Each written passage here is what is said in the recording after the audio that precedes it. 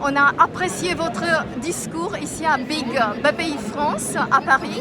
On a besoin d'un message pour toute l'Europe et qui puisse résonner aussi comme inspiration. Comment est-ce qu'on cherche la vérité et comment est-ce que l'IA ou peut-être la science de demain peut le faire? Je pense qu'on peut rechercher et surtout trouver la vérité en travaillant. Voilà.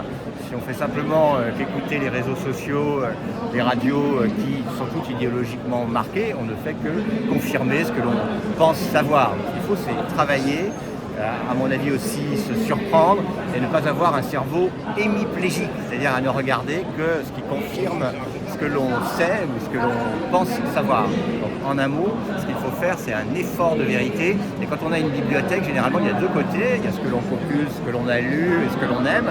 Il faut aussi prendre du temps et regarder ce que l'on compulse plus rarement, ce que l'on aime moins. C'est valable d'une bibliothèque physique, c'est certainement valable d'une bibliothèque numérique. Votre question est double. Vous me parlez de l'IA en la matière.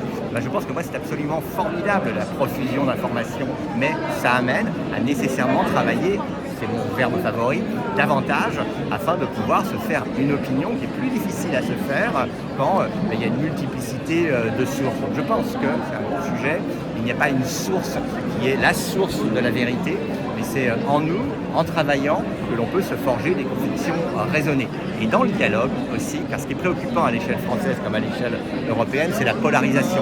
Il y a des gens qui affirment les choses et qui affirment des choses parfaitement idéologiques auxquelles les adhérents adhèrent, et de l'autre côté, il y a des gens qui sont plus dans le doute, et ceux-ci, ce qui permet plutôt d'accéder à une vérité solide, ne sont pas forcément les plus entendus. Donc il faut travailler et douter.